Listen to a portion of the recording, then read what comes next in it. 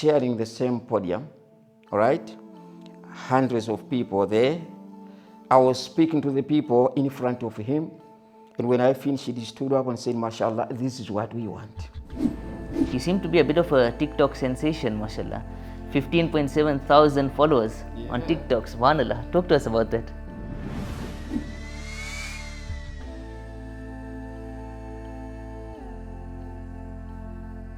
Assalamu alaikum wa rahmatullahi wa barakatuh, and welcome back to Dawah Legacies with your host Abdullah Panjwani and a great guest today who has been involved in the Dawah scenes for many years, and iERA are proud to have him as our NGO coordinator. Alhamdulillah, brother Elias Pemba. Assalamu alaikum, brother. Wa alaikum assalam wa rahmatullah. How are you? Alhamdulillah, I'm doing good. How are you? Alhamdulillah. MashaAllah. So before we start getting into all the amazing things, alhamdulillah, you've done and the many years of Dawah experience you have, let's do a few quick fire questions and a few light-hearted questions. Okay. So the first question would be tea or coffee? Tea, obvious. Okay. Yeah. Bullets or wanderers? Wanderers? Wanderers, Yeah. astaghfirullah. Okay. The best. That's the best team in Malawi. Before anybody thinks we are talking about like violence, bullets and everything, we're talking, these are two of the most popular local Malawian teams. Okay. And last but not least, Ustadh Adnan or Mudassir? Don't worry. You don't need to announce. You don't need to answer. I was about to answer it. I don't want to get you in trouble. But both, in fact. Both, alhamdulillah. Yes. That's the politician's answer. Yeah, That's sure. the wise answer, mashallah. So now, Sheikh or brother, Elias? Brother, yeah. Brother. Okay, we'll go for brother. Not a sheikh at all. Sheikh in Arabic could mean elder also. So alhamdulillah, the years of experience that you've got, that could count as well. But before we get into like the years of experience, let's talk about like a young Elias Pemba. What did you used to do for like fun? What did you used to do as hobbies, as interests? Right, when I was young, I liked most martial arts. Yeah, you see, even when I was at primary school, when people are going to the football playground to train and the like, I was going the other way. So I continued doing this even when I was at a secondary school. So that has been my favorite sport till to date. But that's very interesting. That actually makes me think, when it comes to like discipline, alhamdulillah, you're somebody that that seems to be extremely disciplined and calm in a lot of situations. I've seen like in some situations where there've been disputes and when there's been like aggressiveness around, you seem to be the person that will help calm everything down, alhamdulillah. So that makes a lot of sense. And lots of people out there may think that, okay, martial arts is all about attacking and violence and everything. But I'm sure you can also relate that martial arts is much more about discipline also, right? It's one of the most important thing that you learn there. So they teach you how to discipline yourself. Even if someone is coming to attack you, inside you try your best to avoid unless it comes to a point whereby you are supposed to protect yourself. That's where you start acting. Otherwise, you have to avoid violence and the like. Actually, very interesting. Yeah. And you mentioned earlier about South Africa. You seem to have had a lot of experience in South Africa. I was going through a few of your Facebook posts. Oh, okay. All the way back from 2016, 2015, mashallah. Yes. And alhamdulillah, you seem to be quite well traveled in South Africa. Yes. Tell us about your experiences in South Africa. Right, I've been there for many years. I started going to South Africa, I think, in 2004. So I've been coming back, going. So until 2019, that's when I decided, no, I think now I have kids, I have to take care of them. The more I keep moving around the kids, will not have someone to direct them on matters, different angles. Children need a mother and a father. When you are away and you are just sending instructions, it doesn't work like when you are there. So I decided to stay now, stay with the children at home. Yeah, at least when I'm here, in the afternoon I'll be there. I will see what they have done wrong today, see how I can correct them, teach them on how they can live as good Muslims. Yeah.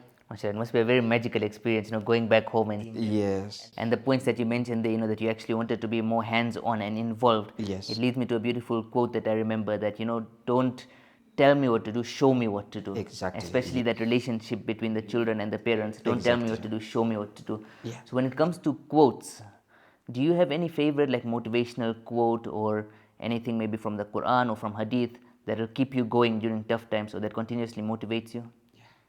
There are so many. But as a da'i, I cannot give the best quote than the ayah of the Quran, where Allah subhanahu wa ta'ala says, and who is better in speech than a person who calls people to Allah and does righteous deeds and say, indeed, I'm one of the Muslims. This is my best quote as a da'i, someone who invites people to Islam. This is so inspiring. When you are doing dawah and you read this ayah, you realize that, this is the best work that I'm supposed to do. Whether I have a support from someone or I don't have, the duty of doing dawah, of inviting people to Islam is on our shoulders as Muslims. Very true, mashallah, very inspirational. And as a da'i, you've obviously been to so many different places, you've been involved with so many organizations, and alhamdulillah, a lot of people may see you on the field, may see you being the interviewer, now you're the interviewee, you're the guest now, mashallah, Yes. you're in the hot seat now. Yeah. So now, out of all those years of da'wah, or let's narrow it down to like whilst you've been with iERA, what has been one of the most memorable da'wah scenes that sticks in your mind? Right.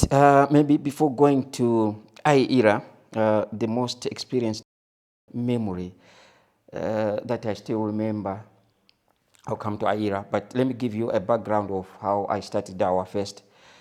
The word Dawah, the first time I heard about it, it was when I was about 10 to 11 years.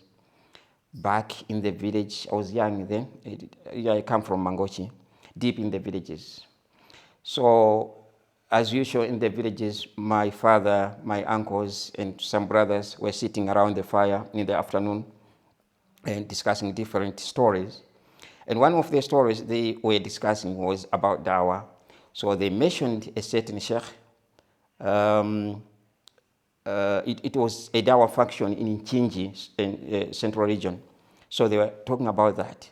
So I heard them saying that question was tough, It was a tough question from a non-Muslim, but the Sheikh answered it this way.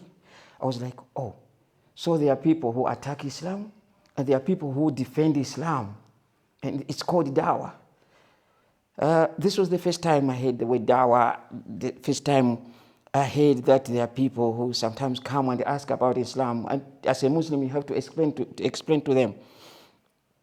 From that day, I wanted to be like that Sheikh.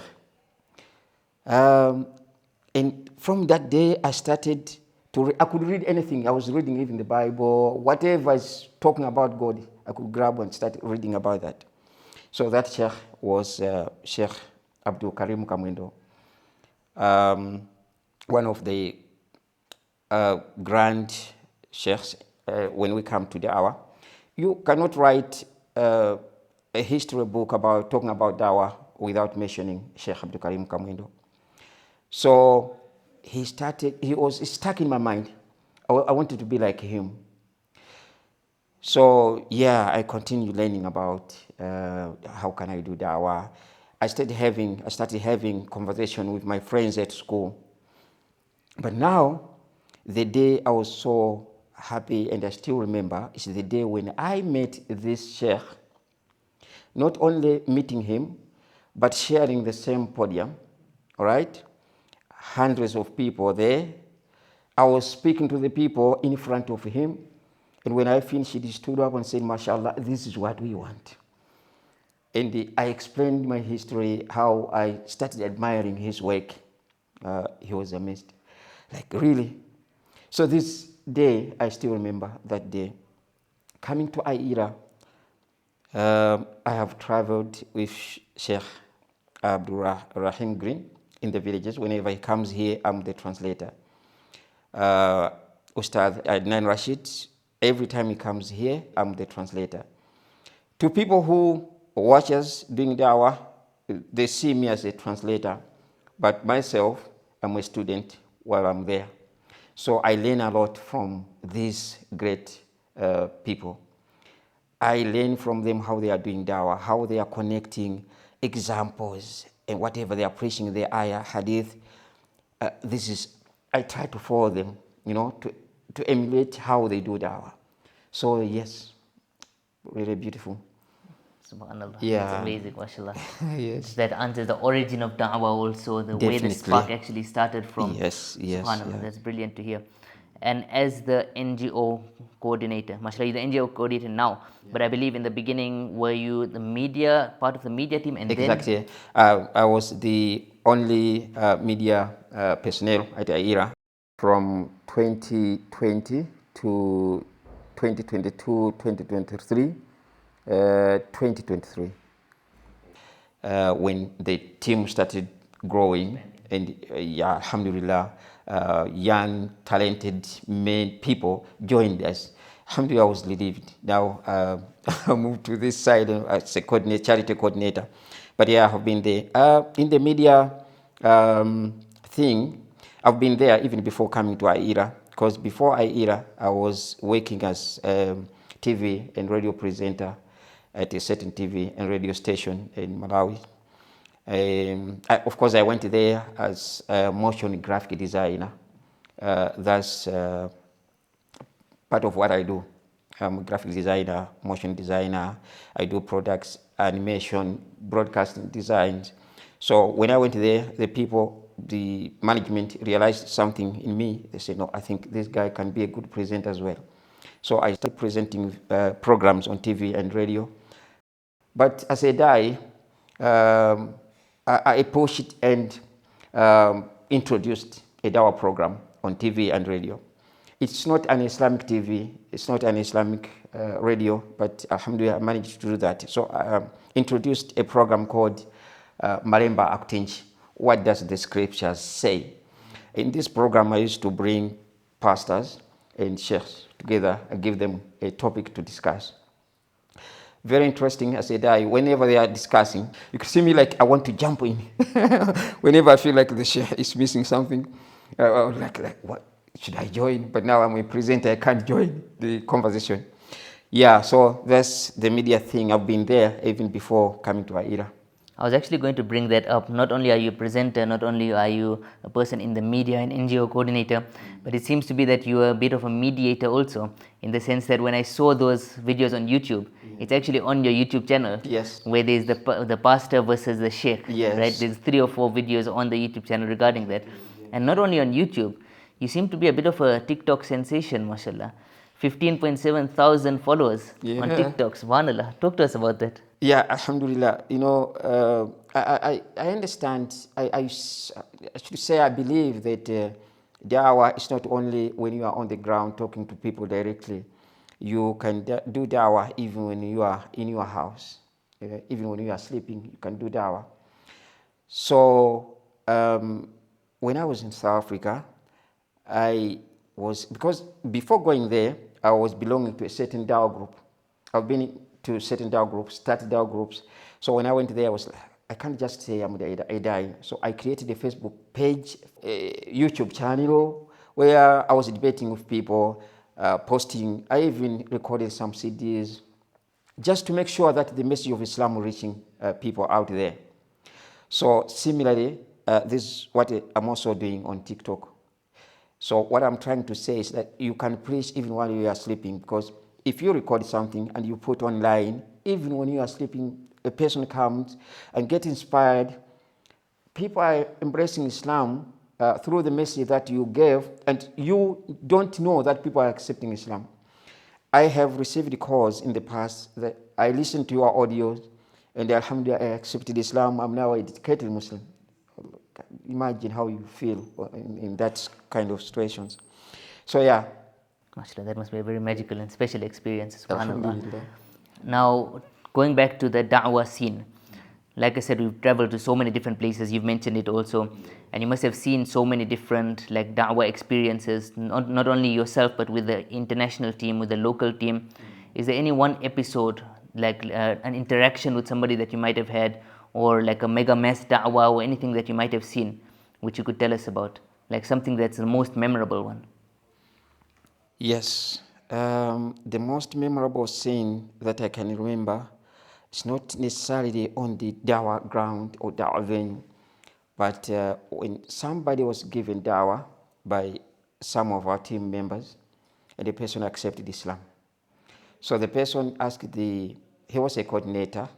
He asked the coordinator, say, I want to meet someone from your office. So it happened that we went that side it was a retreat program. He was a chief, a village chief. So I met him. He started asking me questions like, you have done dawah, people have accepted Islam. Are you people willing to just plant seeds and live without watering the seeds? I said, I don't know. I don't understand what you're saying.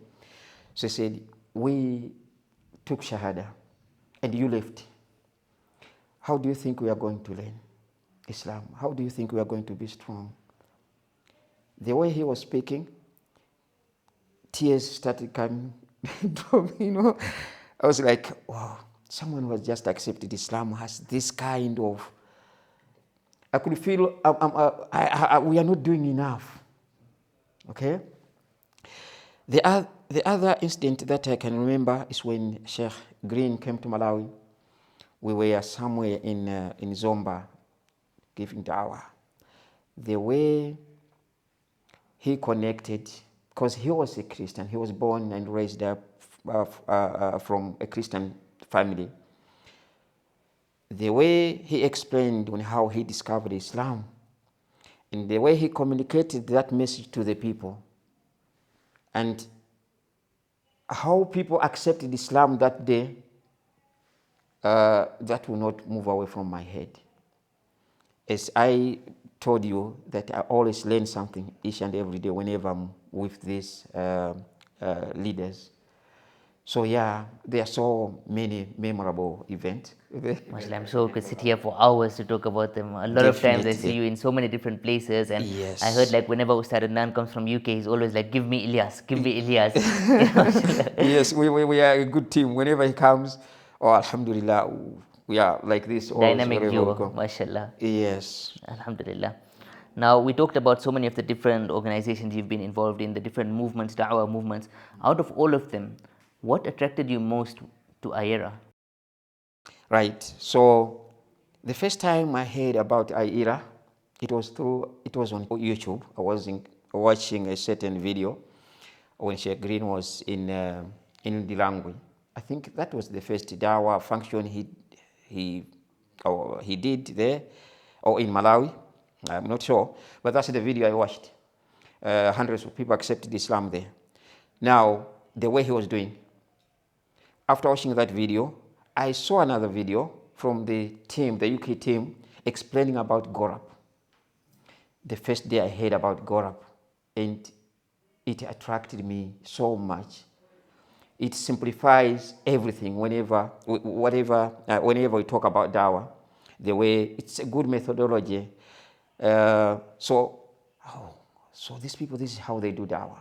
I've been into Dawah, I've been doing Dawah, but this way of doing Dawah is so special. I was in South Africa by that time. So when I came here, when the team, I think there were only 5 people working for iERA in the 2017, 18, up to 2020. So iERA wanted to expand the team. So there was an advert that they want to recruit more Duat. And when I saw that, I was like, yes, now this is my time. So yeah, I attended the interview and alhamdulillah I was taken. Yes, that's how. Mashallah. No, that's fantastic to hear, mashallah. Yeah. I'm sure we can go on and on to talk about all the amazing experiences, special moments that you've had, not only with iERA, but like you said, you've got a wealth of experience in so many different places, in South Africa, in Malawi.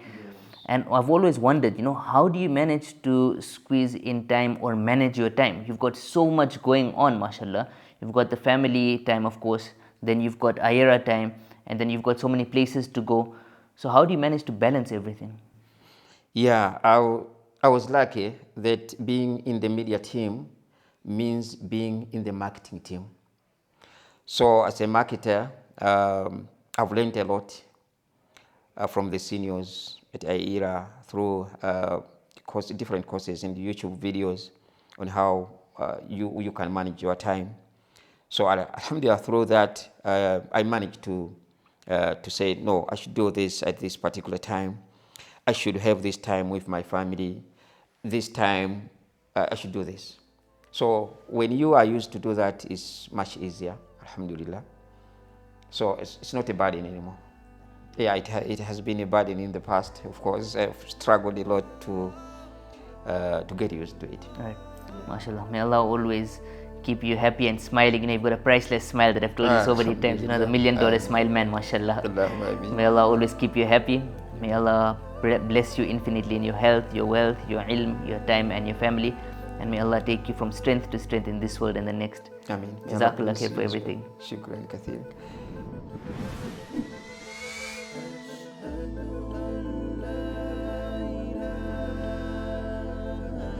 So now, before we conclude our podcast, which is called Dawah Legacies, one of the final questions and the most lasting question that could mean a lot to a lot of future generations and to ourselves also, inshallah, is regarding a legacy. 10, 20, 50 years down the line, what quality would you like Elias Pemba to be recognized with or associated with for the future generations? Right. Kindness and patient in giving dawah. Because this is the key to successfully share the message that you have to the people you are talking to or you are communicating to. People should realize that when you are giving dawah, it's like you are having business in your hands. You are selling something to the people you are inviting to Islam. So when you are having something that you are selling, you don't insult or use abusive language to the people you want to sell the product to. You talk to them calmly, kindly. This is the same way da'is should do whenever they are giving dawah. You should be kind. It doesn't mean if you maybe shout at them, then they will come to Islam. No. Hidayah comes from Allah subhanahu wa ta'ala. If Allah wants to guide a person, He can even guide a person just by him admiring the beauty of a masjid or anything. Just by admiring the beauty masjid somewhere, oh, this masjid is beautiful. So a person can accept Islam. And through that, he can start practicing Islam and become a good Muslim. So if Allah chooses you to guide someone, this is just Allah chosen you. It's not that you are so good in speech, you are so good in shouting at people. No. So realizing that, everyone who is giving dawah, like myself, we should always be kind and gentle to people whom we are giving dawah. Great words of wisdom there, subhanallah. May Allah continue to make us all and make everyone, the audience included, true ambassadors, passionate, devout ambassadors of Islam, and continue to make us all a means of benefit and guidance for as many people as possible. Jazakallah khair. Assalamu alaikum wa rahmatullahi wa barakatuh. It was really a good day having this conversation. May Allah bless you. It's truly an honor to have you on board. One of the most sought after and requested members from the iERA team to have it with. Jazakallah khair. Shukran. Jazakallah khair to one and all for tuning in. This has been your host Abdullah Panjwani with one of our greatest guests to date, Elias Pemba from the iERA team, the NGO coordinator. Please don't forget to like, share and subscribe for even more amazing podcasts and guests. And on that note, to one and all, Assalamu alaikum wa rahmatullahi wa barakatuh.